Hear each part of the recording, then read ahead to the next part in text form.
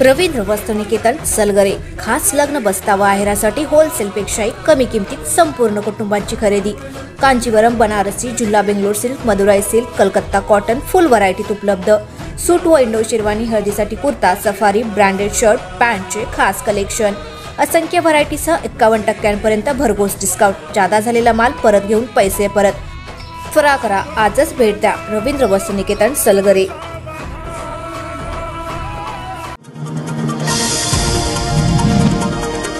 राज्याचे लक्ष लागलेल्या सांगली लोकसभेच्या निवडणुकीत काँग्रेसचे विशाल पाटील यांचा बंडाचा निर्णय अखेर कायम राहिलाय। अर्ज माघारीसाठी प्रदेशच्या नेत्यांकडून अखेरच्या क्षणापर्यंत प्रयत्न करण्यात आले, मात्र त्यांनी अपक्ष लढण्यावर ठाम राहिले। विशाल यांच्या बंडामुळे भाजपाचे खासदार संजय काका पाटील, महाविकास आघाडीकडून शिवसेनेचे चंद्रहार पाटील यांच्यात चांगलीची तिरंगी लढत होतीये। निवडणुकीसाठी अर्ज मागे घेण्याच्या शेवटच्या दिवशी 5 उमेदवारांनी माघारी घेतली। निवडणुकीच्या रिंगणात तब्बल 20 उमेदवार राहिले असून त्यांना निवडणूक चिन्ह वाटप करण्यात आल्याची माहिती जिल्हाधिकारी डॉक्टर राजा दयानिधी यांनी दिली आहे। स्वाभिमानी पक्षाकडून महेश खराडे यांच्यासह अन्य पक्ष आणि अपक्षांचा समावेश आहे। दरम्यान मंगळवारपासून प्रचाराची रणधुमाळी सुरू होणार आहे। लोकसभा निवडणुकीसाठी दाखल अर्ज आणि छाननीनंतर एकूण 25 उमेदवार निवडणुकीच्या रिंगणात होते।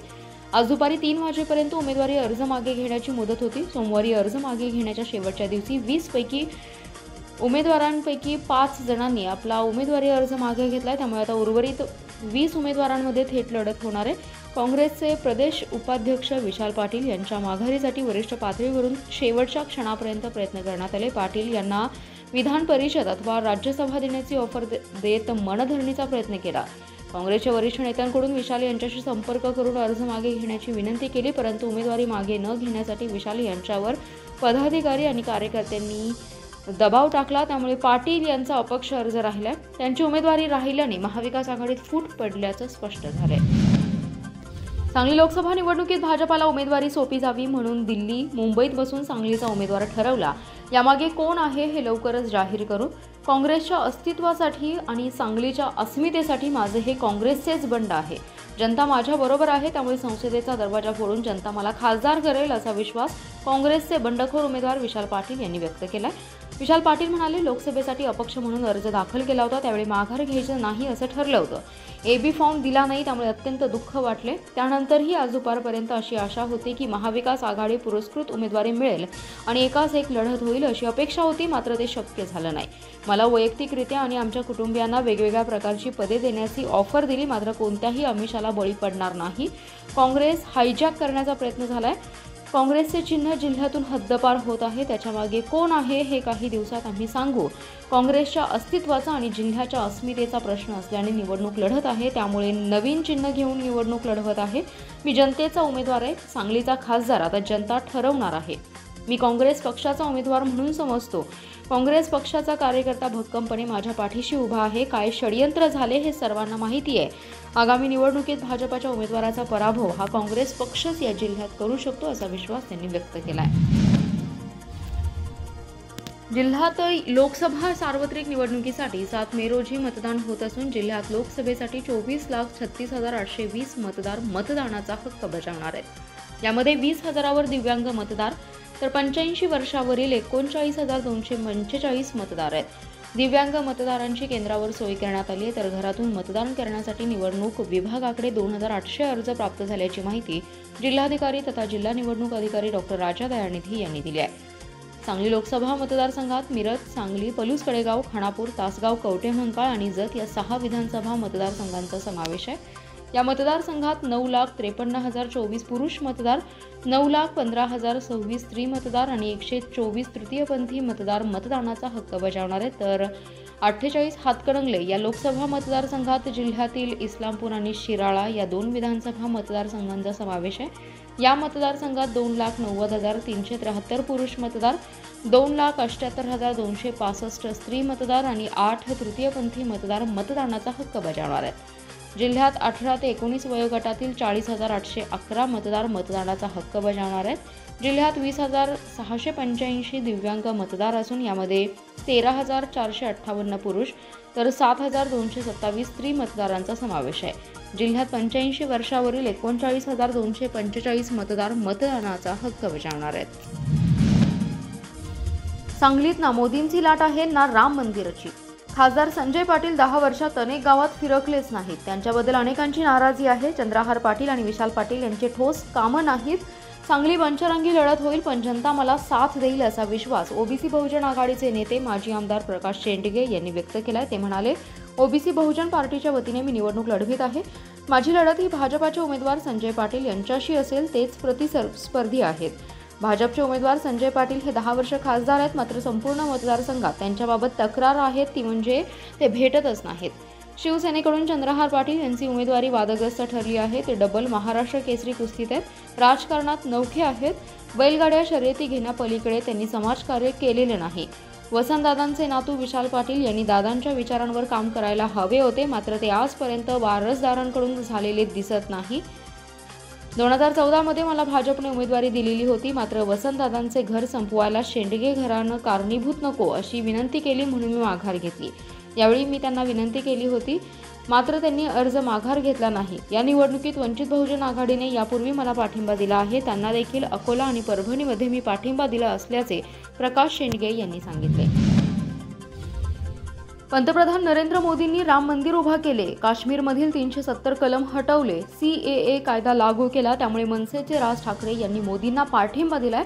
हा निर्णय जिल्ह्यातील मनसेचे कार्यकर्ते निष्ठेने पाळतील आणि महायुतीच्या उमेदवाराच्या पाठीशी उभे राहतील असा विश्वास मनसेचे नेते अविनाश अभ्यंकर यांनी बोलताना व्यक्त केलाय. महाराष्ट्र नवनिर्माण सेनेच्या पदाधिकारी आणि कार्यकर्त्यांचा मेळावा सांगली येथील ग्रेट मराठा हॉटेलमध्ये पार पडला. यावेळी अभ्यंकर यांच्यासह मनसेचे जिल्हाध्यक्ष तानाजी सावंत, भाजपाचे लोकसभा समन्वयक शेखर इनामदार, माजी आमदार दिनकर पाटील, शहर जिल्हाध्यक्ष प्रकाश ढंग, दीपक बाबा शिंदे, विलासराव देसाई आदी जण उपस्थित होते. अविनाश अभ्यंकर म्हणाले, चुकीला चूक आणि चांगल्याला चांगलं म्हणण्याचं धाडस केवळ राज ठाकरे यांच्यामध्येच आहे. त्यांना एखादी गोष्ट पटली तर ते कधीच माघारी घेत नाहीत. गेल्या 10 वर्षात नरेंद्र मोदी यांनी अनेक विकासात्मक कामे केली. वर्षानुवर्षे प्रलंबित असलेले प्रश्न सोडवले. जम्मू काश्मीरमधील 370 कलम हटवले.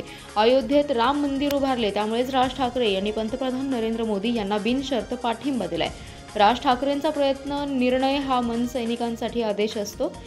सांगली जिल्ह्यातील मनसैनिक राज ठाकरे यांचा आदेश पाळतील असा विश्वास त्यांनी व्यक्त केलाय. मिरज तालुक्यातील बेडग येथील श्री समर्थ कॉलनीमध्ये आज पहाटे 2:30 वाजण्याच्या सुमारास सतीश विठ्ठल ओमासे यांच्या घरी चोरीचा प्रकार घडलाय. सोने आणि रोख रक्कम असा एकूण मिळून 68,500 रुपयांचा मुद्देमाल लंपास केला असल्याची माहिती समोर आली आहे. या घटनेची नोंद मिरज ग्रामीण पोलीस ठाण्यात झाली आहे. तसेच ओमासे यांच्या शेजारी राहणाऱ्या विजय शिंदे यांच्याही घराचा दरवाजा फोडण्याचा प्रयत्न केला, पण तो अयशस्वी झाल्याने चोरट्यांनी तिथून पळ काढलाय. त्यामुळे गावात भीतीचं वातावरण निर्माण झालंय. आज पहाटे 2:30 ते 3 वाजण्याच्या दरम्यान श्री समर्थ कॉलनीतील विजय शिंदे यांच्या घरासमोरून काहीतरी फोडण्याचा आवाज येत होता. त्यावेळी त्याच कॉलनीतील राहणारे सचिन सूर्यवंशी यांनी तो प्रकार खिडकीतून पाहून शेजारच्या लोकांना फोन करून सतर्क केलं आणि आरडाओरडा केल्याने ते चोर पळून गेले. यावेळी चोरट्यांनी शिंदे यांच्या घराचा दरवाजा फोडण्याचा प्रयत्न करत असल्याचा प्रकार समोर आला. यावेळी लगतच असलेल्या सतीश ओमासे यांच्या घराचा दरवाजा फोडल्याचा प्रकार दिसून आला. या घटनेची पोलिसांना माहिती देण्यात आली. सतीश ओमासे यांच्या घरातील 30,000 रोकड, 1.5 तोळे सोने असा एकूण सुमारे 68,500 रुपयांचा मुद्देमाल लंपास केला असल्याचं समोर आलंय. जत शहराची लोकसंख्या सुमारे 50,000वर असून शहराचा वाढता विस्तार पाहता शहराला पाणी पुरवठा करणारी पाईपलाईन ही कालबाह्य झाली आहे. नवीन नळ पाणी पुरवठा योजना आमदार विक्रम सावंत यांनी मंत्रालय स्तरावर पाठपुरावा करून मंजूर केली असून 78 कोटींची ही नळ पाणी पुरवठा योजना मात्र तांत्रिक मंजुरीच्या प्रतीक्षेत आहे. जत शहरात दिवसेंदिवस भीषण पाणी टंचाई निर्माण होत आहे. आजही अनेक भागात 8 ते 10 दिवसातून पाणी पुरवठा होतो. त्यामुळे नागरिक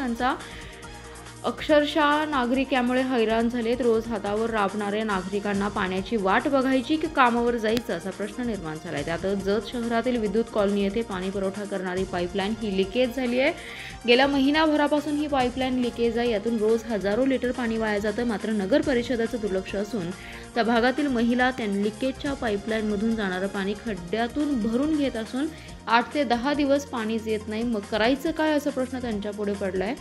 त्यामुळे ते पाणी वापरण्यासाठी होतं यासाठी पाणी घेत आहेत. त्याबाबत त्या महिलांचा संपर्क साधला असता ही पाईपलाईन लिकेज होऊन गेले महिनाभर झालं, मात्र याकडे कोणाचंही लक्ष नाही.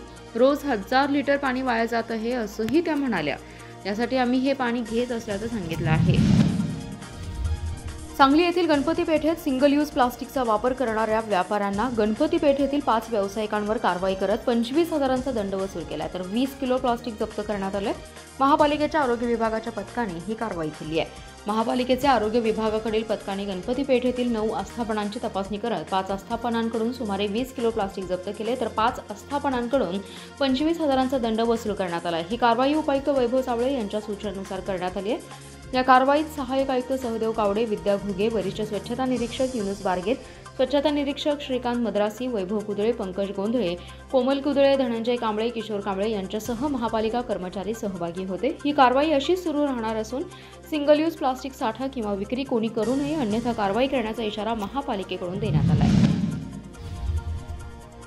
जिल्हा मध्यवर्ती सहकारी बँकेत सहकार अधिनियम कलम 79 अन्वये कोल्हापूर विभागीय सहनिबंधकांनी नोटीस बजावली आहे। बँकेच्या चौकशी अहवालातील दोष त्रुटींची पूर्तता पुढील 60 दिवसात करावी तसेच याबाबतचा अहवाल सादर करण्याचे आदेश दिले आहेत। विभागीय सहनिबंधकांनी बजावलेल्या नोटीसीत म्हटले, सांगली जिल्हा बँकेचा कलम 83 अंतर्गत चौकशी अहवाल प्राप्त झाला। या अहवालामध्ये निदर्शनात आलेल्या बँकेच्या कामकाजातील गंभीर मुद्द्यांबाबत स्पष्टपणे निष्कर्ष चौकशी अधिकाऱ्यांनी नोंदवली आहे। बँक व्यवस्थापनाकडून काही नियमबाह्य कामे करण्यात आली असून त्यामुळे बँकेचं आर्थिक नुकसान झाले। सदर नुकसानीची वसुली करण्यासाठी कायदेशीर कार्यवाही करणे आवश्यक आहे। चौकशी काळात इमारतीबाबत आणि मशीन खरेदीबाबत झालेल्या व्यवहाराची त्रयस्थ आणि मान्यताप्राप्त मूल्यांकनकारांकडून शहानिशा करणं आवश्यक वाटतं। तसेच सरफेसी कायद्याप्रमाणे जमा खर्च झालेला नाही। तारण मालमत्तांच्या मूल्यांकनासाठी स्वतंत्र मूल्यांकनकार नेमणं आवश्यक आहे। यांसह विविध मुद्दे चौकशी अधिकाऱ्यांनी परिशिष्य अ मध्ये समाविष्ट केलेत। याचे कलम 79 नुसार येत्या 60 दिवसात पूर्तता करून अहवाल देण्याचा आदेश विभागीय सहनिबंधकांनी जिल्हा बँकेला दिलाय।